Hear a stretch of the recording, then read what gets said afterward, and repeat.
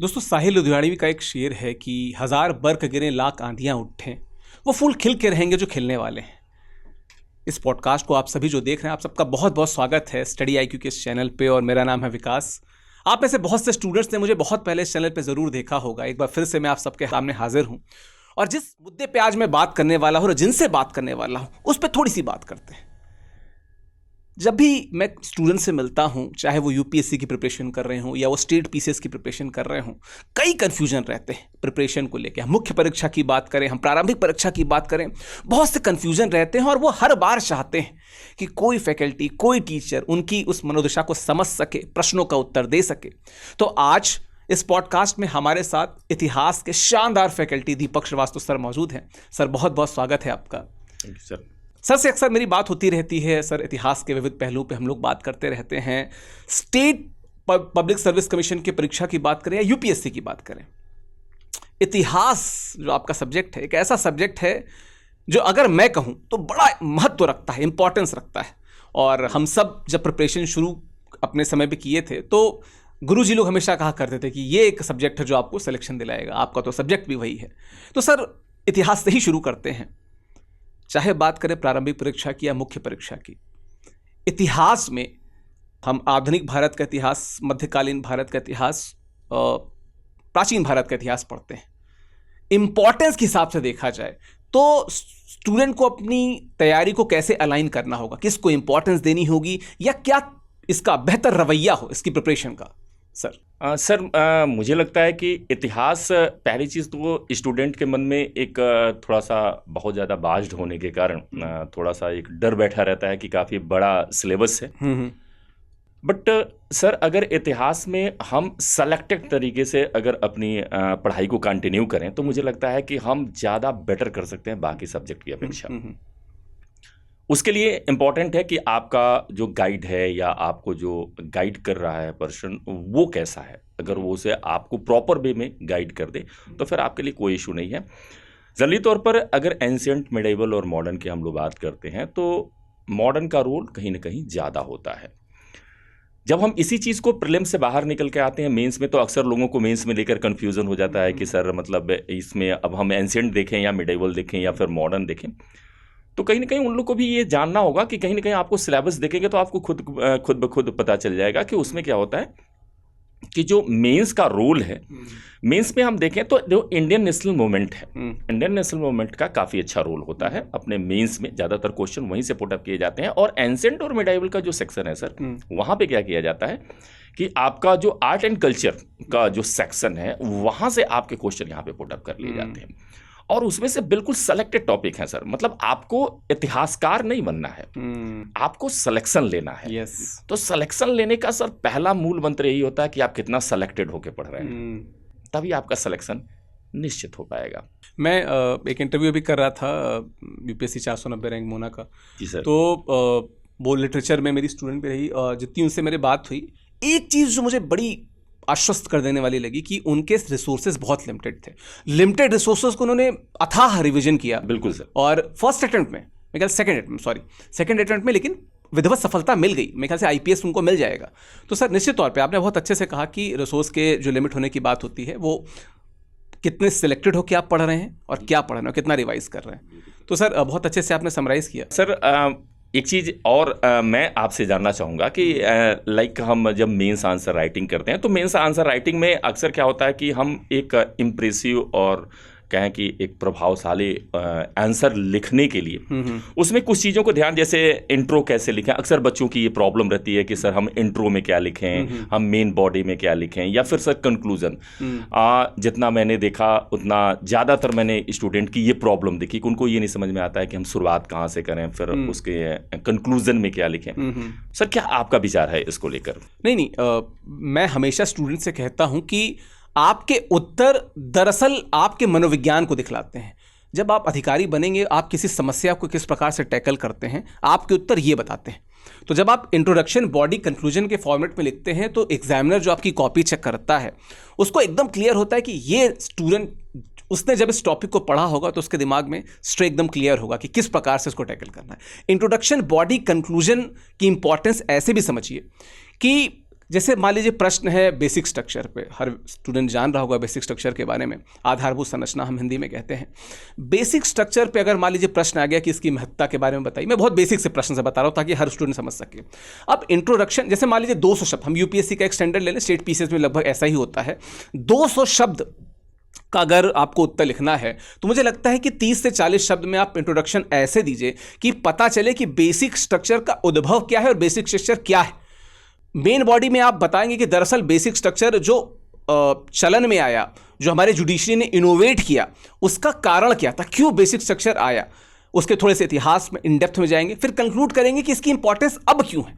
और जिस प्रकार से कई बार उसकी परिभाषा को लेके इशू उठता है कि थोड़ा वेग है, अस्पष्ट है, तो उस परिभाषा को, जो अस्पष्ट परिभाषा को, उस पर भी कई बार आपत्तियां उठती हैं। तो जब आप कंक्लूड करिए तो दोनों पर्सपेक्टिव की बात कीजिए। मैं इंट्रोडक्शन बॉडी कंक्लूजन के इस फ्रेम को इस प्रकार से इसलिए समझा रहा हूं सर, क्योंकि हमारा फ्रेम पता चलता है कि हम किसी प्रश्न को और उसी प्रकार से अधिकारी बनने के बाद किसी समस्या को कैसे टैकल करेंगे। तो इंट्रोडक्शन बॉडी कंक्लूजन का पर्सपेक्टिव ये होता है कि आपके उत्तर में फ्लो हो, एग्जामिनर को पता चले कि आपने तरीके से पढ़ा है। ऐसा ना हो कि आपको गांधी जी के आंदोलन के बारे में पूछा जा रहा है, आप पहले 1942 के आंदोलन के बारे में बताएंगे, फिर आप दादा अब्दुल्ला के बारे में बताएंगे, और फिर आप 1930-31 के सिविल डिसोबीडियंस मूवमेंट के बारे में बताएंगे। तो ये तरीका नहीं होना चाहिए, तो ये फ्लो तरीका है। क्योंकि सर एक छोटे से इंसिडेंट के साथ बताना चाहूँगा कि कुछ दिनों पहले हमने एक पॉडकास्ट किया था, उस पॉडकास्ट में हम सिविल सेवा के इंपॉर्टेंस के बारे में बता रहे थे और सिविल सेवकों द्वारा किए गए रिफॉर्म्स के बारे में बता रहे थे। उन रिफॉर्म्स में हमने एक कॉमन कंक्लूजन पे हम आए कि हर वो अधिकारी जिसके दिमाग में पहले से स्ट्रक्चर क्लियर था, उसने बदलाव लाए हैं, तो भविष्य में जो बच्चे इस पॉडकास्ट को सुन रहे हैं वो भी अधिकारी ही बनेंगे। तो आपके उत्तर भविष्य में की जाने वाली आपकी योजनाओं पे जो आपकी पड़ताल है, उसका ही पहचान है, उसके ही परिचायक है। तो उस प्रकार से उसको टैकल करना चाहिए। सर मैं जब हम बात कर रहे हैं, चूँकि अब जब आप सामने बैठे हैं तो निश्चित तौर पे जो गूढ़ प्रश्न है वो आप पे ही थोपे जाएं सर। तो अगला प्रश्न ये है कि सर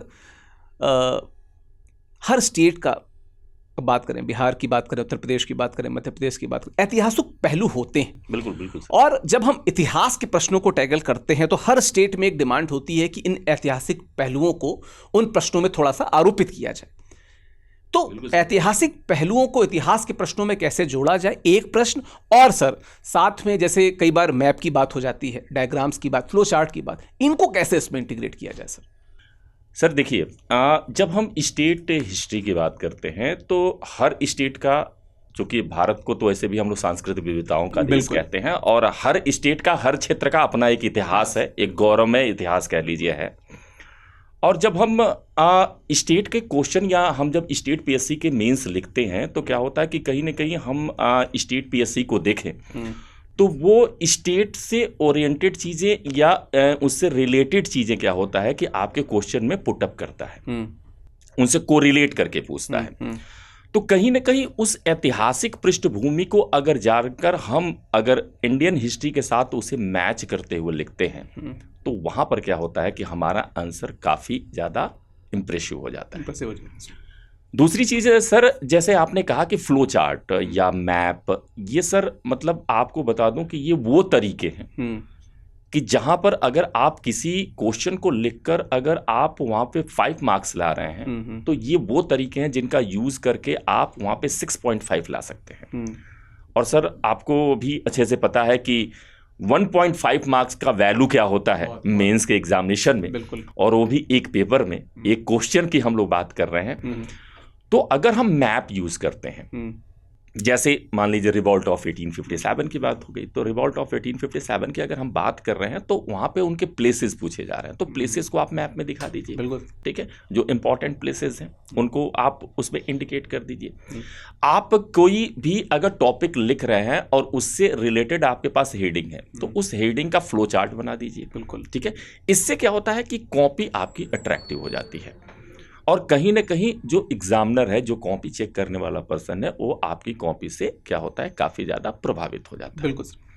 दूसरी चीज़, एक चीज़ और सर, मैं मेंस आंसर राइटिंग के लिखने वाले बच्चों को सजेस्ट करता हूँ कि जैसे बहुत सारे लोगों का कहना रहता है कि हैंड राइटिंग वहाँ पे कोई इशू नहीं होता है, लेकिन ऐसा मेरा मानना है सर, मैंने जो अपना अनुभव लिया है और बाकी जो अनुभव देखा है उसके अकॉर्डिंग की आंसर राइटिंग में हैंड राइटिंग मायने रखता है। मैं बिल्कुल अग्री करता हूँ सर इस बात से। क्योंकि सर हम कहीं जाते हैं तो सबसे पहले हमारा लुक सामने आता है, उसके बाद फिर हम बोलते हैं या फिर हम चलते हैं, वो सारी चीजें आती हैं। तो हमारा रिप्रेजेंटेटिव एग्जामिनेशन में कौन है? हमारी कॉपी है। बिल्कुल सर, बिल्कुल। तो वो पहले वही इंप्रेसिव होनी चाहिए। अगर वहां पर हमने एग्जामिनर में इंप्रेशन बना लिया तो फिर हमारे मार्क्स नो डाउट सर थोड़े से ज्यादा आएंगे। तो हमें इन सारी चीजों को ध्यान रखना होगा सर। सर वो कहते हैं ना कि first impression is last impression. और सुंदर चीजें सबको अच्छी लगती हैं। और जब आपकी कॉपी इतनी इंप्रेसिव रहेगी तो एग्जामिनर हो सकता है कि कहीं पे आपकी कोई वर्तनी की अशुद्धि हो वो भी इग्नोर कर दे, बिल्कुल, तो और उस पर आपको पुटअप कर दे। मुझे ऐसा लगता है सर कि अच्छी कॉपी, साफ सुथरी कॉपी, शुद्ध वर्तनी के साथ एक, जिसे कहते हैं ना कि एक हैवी अच्छा इंग्रेडिएंट है एक अच्छी रेसिपी के लिए सर। अच्छा सर, जैसे वो कहा जाता है ना कि चारवाक सबको पसंद है, तो चारवाक क्या है? मतलब चारवाक जो अच्छे शब्द बोले वो सभी चारवाक है।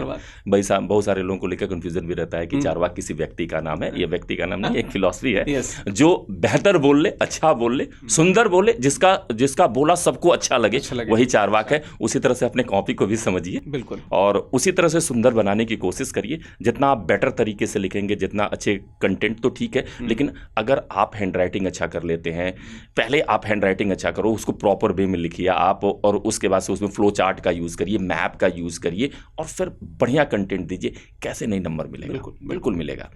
बस उसके लिए आपको लगातार प्रैक्टिस करनी होगी। आपको एक गाइड की जरूरत पड़ेगी जो आपको बताए कि हाँ ये चीज बेटर है, क्योंकि ज्यादातर स्टूडेंट में भटकाव हो जाता है, वो समझ नहीं पाते कि हम एक्चुअल में करें क्या।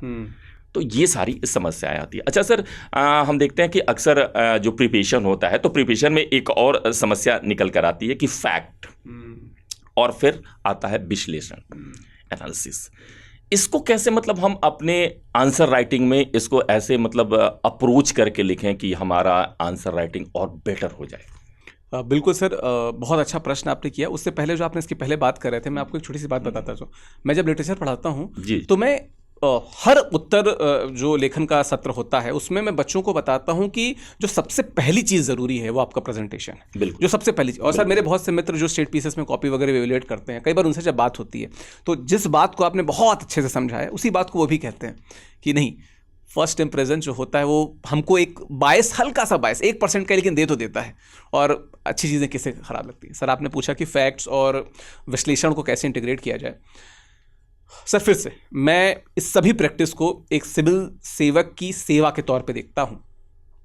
हम जैसे अभी पंजाब की बात करें, बिहार की बात करें, बाढ़ आई हुई है, ठीक है। हमारे यहाँ की टीम्स भी गई, काफ़ी कंडीशन बुरी रही जी। और स्टडी IQ और अड्डा ग्रुप के बहुत से लोग, फैकल्टीज गए भी और उन्होंने बहुत सपोर्ट भी किया। Kudos to them. जो बात मैं कहना चाह रहा हूँ वो ये कि अगर आप कहीं के डिस्ट्रिक्ट मजिस्ट्रेट हैं और आपको पता चलता है कि फलाना जगह पे अब इस डिस्ट्रिक्ट में बाढ़ आई है, तो आपको फैक्ट्स के रूप में ये पता होना चाहिए कि किस किस क्षेत्र में बाढ़ आई है, वहाँ की डेमोग्राफी क्या है, और विश्लेषण के तौर पे आपको पता होना चाहिए कि इस बाढ़ का सामना हम किस तकनीक से कर सकते हैं, क्या क्या चीज़ें उपलब्ध हैं। मैं हमेशा कहता हूं कि जो मुख्य परीक्षा होती है वो हमारे रेंज का एग्जाम होती है। प्रीलिम्स हमारे डेप्थ का एग्जाम होता है, मुख्य परीक्षा रेंज का एग्जाम होती है। रेंज का मतलब यह है कि कितने संभावित सॉल्यूशन हैं आपके पास। संभावित सॉल्यूशन आप तभी दे पाएंगे जब आपको फैक्ट्स के बारे में पता होगा। और मैं हमेशा कहता हूं सर, और ये तो हमेशा कहता हूं, मैं बार बार बोल रहा हूं क्योंकि कई बार आपसे भी बात हो चुकी है। हम लोग सर बगल में बैठते हैं हमारे, और बहुत सारे विषयों पर गूढ़ चर्चा होती है और बहुत कुछ मुझे सीखने को मिलता है क्योंकि इतने अनुभवी आप हैं भी। तो सर मैं फैक्ट्स और विश्लेषण की बात कर रहा था, तो मुझे ऐसा लगता है कि कभी भी हम किसी रेसिपी की बात करते हैं तो उसमें जो सब्ज़ी पड़ती है, जितना इंपॉर्टेंट वो होते हैं उतने ही उसके मसाले भी इंपॉर्टेंट होते हैं, और कितने प्रेम से आप बना रहे हैं। तो प्रेम से बनाने को आपने प्रेजेंटेशन के तौर पे बता दिया। वो जो मसाले हैं वो फैक्ट्स हैं जो ये बताते हैं कि दरअसल उस मैटर को तैयार करते हुए स्टूडेंट ने किन किन विषयों को अलग अलग तरीके से रेंज कितनी अप्रोच से देखा है। और विश्लेषण तो फिर हमारा एनालिसिस होता है कि हमारा फ्लो क्या है। हम जैसे आपने चारवाक दर्शन की बात की, मैं दावे के साथ बता सकता हूं कि यहाँ पे बहुत से बच्चे ऐसे हैं जिनको आज पता हो चला होगा इस बारे में किसी भी हम अद्वैत को पढ़ते हैं, द्वैत को शंकराचार्य का द्वैत हो या रामानुज का विशिष्टाद्वैत हो, वल्लभाचार्य का शुद्धाद्वैत हो, हर दर्शन एक छोटी सी लाइन पे अलग हो जाता है। यही लाइन विश्लेषण है और यही विश्लेषण आपसे एग्जामिनर देखना चाहता है, जैसे कि एक सिविल सेवक से उसका जो मंत्री है या जो उसका सीनियर अधिकारी है वो देखना चाहता है। तो सर फैक्ट्स की बात करें या विश्लेषण की बात करें, दोनों का इंपॉर्टेंस तो है। और जब आप प्रश्न का उत्तर दे रहे थे तो आपने खुद ही लाइन बाय लाइन कुछ चीज़ों का उत्तर दे ही दिया था। तो मुझे लगता है कि आप जैसे अनुभवी फैकल्टी से जब स्टूडेंट 1-to-1 इंटरेक्ट करता होगा तो निश्चित तौर पे बहुत तरीके से उसकी जो शिक्षण की जो चाह होती है वो शांत हो जाती होगी। सर, मैं जैसे अपने स्टूडेंट्स को कहता हूँ कि मतलब बहुत सारे लोग कहते हैं कि आप फैक्ट्स बिल्कुल मत डालो। मैं कहता हूँ डालो फैक्ट्स, लेकिन एक लिमिटेशन में डालो। क्योंकि लाइक हम कह लें कि जो हमारा कॉन्सेप्ट है ना, उस कॉन्सेप्ट को एक माले का रूप देने का काम करता है फैक्ट वो मोतियां हैं बिल्कुल, जो आपके उस कॉन्सेप्ट को क्या करती हैं और हाईलाइटेड कर देती हैं, चमका देती हैं, उसमें चमक पैदा कर देती हैं, आइसिंग ऑन द केक। बिल्कुल। और यही चीज हम लोग को क्या करना रहता है कि अपने आंसर राइटिंग करते समय हम लोग को कुछ फैक्ट्स को जरूर देना चाहिए। और फैक्ट का सबसे इंपॉर्टेंट रोल ये होता है सर कि आपने जो कहा उस तथ्य को वो प्रूफ करता है कि आप सही बोल रहे हैं। जैसे एक बार इंटरव्यू का क्वेश्चन आया था कि अशोका ने धम्म यात्राएं निकाली और पूरे इंडिया के कई सारे जगहों पर वो धम्म यात्रा में गया और बुद्धिज्म में वो बिलीव करता था। तो अशोका बुद्धिज्म में बिलीव करता था और बौद्ध धर्म में जब हम जाते हैं तो कहते हैं कि गौतम बुद्धा का जन्म कहाँ पे हुआ था? लुम्बिनी में हुआ था। तो इसका सबसे बड़ा एविडेंस क्या है? ये इंटरव्यू में पूछा गया क्वेश्चन कि सबसे बड़ा एविडेंस क्या है कि गौतम बुद्धा का जन्म लुम्बिनी में ही हुआ। तो अब उसका सबसे बड़ा एविडेंस अशोक का इंस्क्रिप्शन ही हो जाता है, क्योंकि अशोका अपने इंस्क्रिप्शन में ही लिख देता है कि वह गौतम बुद्ध के जन्म स्थान की यात्रा पे गए। तो ऐसे जैसे फैक्ट हो गया, आप अशोका का पूरा धम्मा पढ़ लिए, लेकिन ऐसे कुछ फैक्ट्स को आपको याद रखना होगा, क्योंकि ऐसी चीजें कहीं ना कहीं आपके प्रिपरेशन को या आपके लिखने के, आपके सोचने के तरीके के, आपके इंटरव्यू को क्या करता है और इम्प्रेसिव बनाते हैं। मैं इसमें एक फैक्ट और जोड़ना चाहूँगा। आपने इतिहास का उदाहरण दिया, मैं पॉलिटी पढ़ाता हूँ तो मैं पॉलिटी का उदाहरण दे देता हूँ। जैसे हम अनुच्छेद 21 की बात करते हैं, आर्टिकल 21 की बात करते हैं, राइट टू डिग्निफाइड लाइफ की जब आप बात करते हैं, तो ये जो डिग्निफाइड शब्द था, इसका जो केस है, फ्रांसिस कैरोली मुलिन का केस है सर, उस केस में ये नाम बहुत ज़रूरी है। ब्रिटिश पत्रकार थी, हशीश के क्या कहते हैं कि वो हशीश को ऐसा पता चला कि वो हशीश की तस्करी में पकड़ी गई थी और उन्हें जेल हो गई। उनकी 4 या 5 साल की बिटिया थी जिसकी गार्जियन यहीं थी। कोर्ट को पता चलता है कि वो 4-5 साल की बिटिया, उसने तो कोई अपराध नहीं किया है और ये भी प्रिवेंटिव डिटेंशन में है, इनका जो अपराध है ये प्रूफ नहीं हुआ था।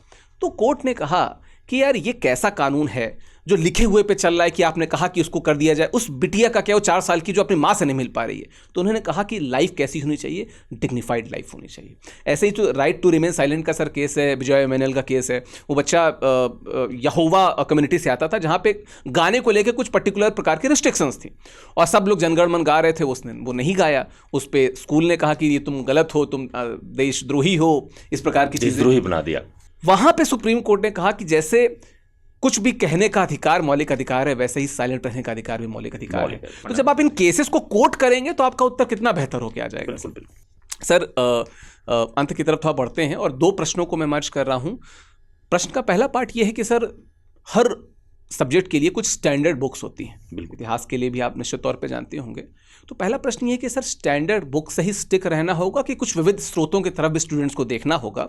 दूसरी बात, जाते जाते ये भी बताते जाइएगा कि स्टेट पीसीएस या इवन यूपीएससी के स्टूडेंट भी ज़रूर देखते होंगे उसको, मुख्य परीक्षा के लिए किसी विशेष अगर चीज़ का ज़रूर से ध्यान रखना हो तो वो क्या हो? 2 पार्ट में प्रश्न है सर, आप इसका उत्तर देते जाइए।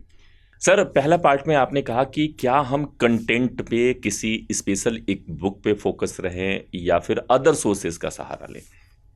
सबसे पहले तो मैं ये कहूँगा सर, सोर्सेज बहुत सारे हैं।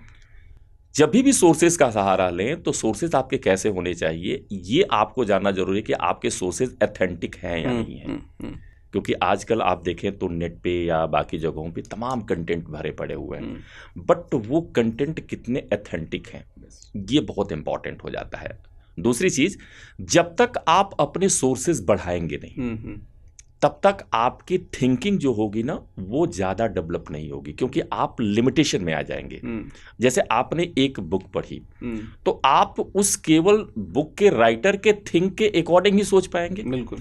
लेकिन जब आप 4 राइटर की किताब पढ़ेंगे तो क्या होगा, आपके थिंकिंग उसके अकॉर्डिंग डेवलप होगी, आप उसके अलग अलग डायमेंशन पे सोच पाएंगे। और जब आप अलग अलग डायमेंशन पे सोच पाएंगे तब आप अपने आंसर राइटिंग में या जो ऐसे एनालिटिक प्रश्न आते हैं ऐसे प्रश्नों को सॉल्व करने में आपको हेल्प मिलेगी। तो एक तो ये, यानी कि हमें किसी एक सोर्स पे नहीं बल्कि हम अदर सोर्सेज पे भी डिपेंड हो सकते हैं, लेकिन ये ज़्यादा जरूरी है जानना कि हमारा जो सोर्स है वो एथेंटिक है या नहीं है। एक चीज़ ये। और सर सेकंड क्वेश्चन क्या था आपका? मैंने कहा था कि सर जो मुख्य परीक्षा की बात की जाए तो कुछ एक विशेष बात, जो स्पेशल बात, जो आपको लगता है कि इसको तो फॉलो करना ही करना चाहिए स्टूडेंट को, वो क्या होनी चाहिए? मुझे लगता है कि सर मेंस लिखते समय 2-3 चीज़ें ध्यान रखिए। सबसे पहले टाइम मैनेजमेंट काफ़ी इंपॉर्टेंट रोल होता है, क्योंकि हम एग्जामिनेशन हॉल में जब बैठते हैं तो हमको एक लिमिट टाइम के अंदर क्या करना रहता है, अपने सारे कंटेंट लिखने रहते हैं। कभी भी किसी क्वेश्चन को ईगो मत बनाइए। और दूसरा चीज ये होता है सर कि कभी भी आंसर लिखते समय, अब आपको कहा गया कि आपको रिवॉल्ट ऑफ 1857 पे लिखना, तो अब आपको पूरा कंटेंट तैयार है, अब आप लग गए कि हम पूरा ही इसको लिख डालेंगे। 4 के 4 वेद पूछा है कितना शॉर्ट क्वेश्चन में, तब तो हो गया काम। सही बात। तो कहीं ना कहीं इन चीजों का ध्यान रखना होगा, अपने आप को कंट्रोल करना होगा। और दूसरा सबसे इंपॉर्टेंट चीज होता है कि आप सब कुछ जान रहे हैं लेकिन आपके अंदर कंसाइज करने की कला आती है कि नहीं, आप चीजों को कैसे शॉर्ट में और प्रभावी ढंग से लिखें। ये चीजें आएंगी सर प्रैक्टिस से और गाइडेंस से। जब आप गाइड के अंदर में आएंगे, किसी भी गाइड के अंदर आएंगे और आप कंटिन्यू प्रैक्टिस करेंगे तो आप इन चीजों को भली भांत बहुत अच्छे तरीके से सीख जाएंगे। क्योंकि आप लिख तो रहे हैं, आप बेटर लिख रहे हैं नो डाउट, लेकिन क्या उसमें और बेटर किया जा सकता है? सही बात है। क्या चीजें उसमें कंसाइज की जा सकती है? क्या हम ऐसा फैक्ट दे रहे हैं कि जिसकी जरूरत नहीं है और क्या ऐसा छूट रहा है जिसकी जरूरत है? ये आपको एक गाइड ही बताएगा। सही बात है। तो इन बातों का अगर ध्यान रखें, कंसाइज करना सीख जाए, बेटर राइटिंग कर लें, अपना टाइम मैनेजमेंट सीख लें, तो मुझे लगता है कि सर मेंस में फिर कोई रोकने वाला नहीं है। बिल्कुल सर, बहुत अच्छे से आपने कहा और इसको कंक्लूजन की तरफ बढ़ाते हैं। और मुझे लगता है कि सर की 2-4 बातों को अगर मैं एक क्रम के रूप में बताऊं तो सर ने सबसे पहले बताया था कि आपको पीएचडी नहीं करनी है, आपको अच्छा उत्तर लिख के नंबर प्राप्त करना है। ठीक है, तो आपसे ऋग्वेद की किसी मंडल के किसी विशेष सूक्तक पे प्रश्न पूछा गया तो आप उसको ही उत्तर दीजिए, चारों वेद लिखने ना बैठ जाइए। बिल्कुल, बिल्कुल। दूसरी बात सर ने कहा कि टाइम मैनेजमेंट, किसी भी क्षेत्र में हो, किसी भी फील्ड में हो, टाइम मैनेजमेंट की है। उसके बाद सर ने प्रेजेंटेशन की बात की। मुझे लगता है सभी जो कोर बिंदु थे, इंपॉर्टेंट बिंदु, सर ने सबकी बात कर ही ली है। प्रेजेंटेशन अद्भुत हो, बहुत अच्छा हो। और एक और बात, कोई चीज़ 100 शब्द की है उस पर 1000 शब्द लिखना बहुत आसान है, पर कोई 1000 शब्द की है उसको 100 शब्दों में लिखना बहुत टफ होता है। और ये प्रैक्टिस से ही आएगा। और किसी महान विद्वान, खैर कबीरदास ने ही कहा है कि करत करत अभ्यास थे जड़मति हो तो सुजान, रसरी आवत जाते सिल पे पड़त किसान। और अगर हम कंक्लूड और अंतिम शब्द के रूप में कहें तो सर ने जो गाइड किया वो लगातार इस चैनल पे गाइड करते रहते हैं। हम तो खुद पढ़ाते हैं लेकिन फिर भी सर से बहुत कुछ सीखते रहते हैं। आप सबसे बस इतना कहूँगा कि पास नहीं तो दूर होंगी, मंजिलें ज़रूर होंगी, लगे रहिए। All the very best. Sir की तरफ से, मेरी तरफ से बहुत बहुत धन्यवाद। इस पॉडकास्ट को अंत तक देखने के लिए बहुत बहुत शुक्रिया। Thank you.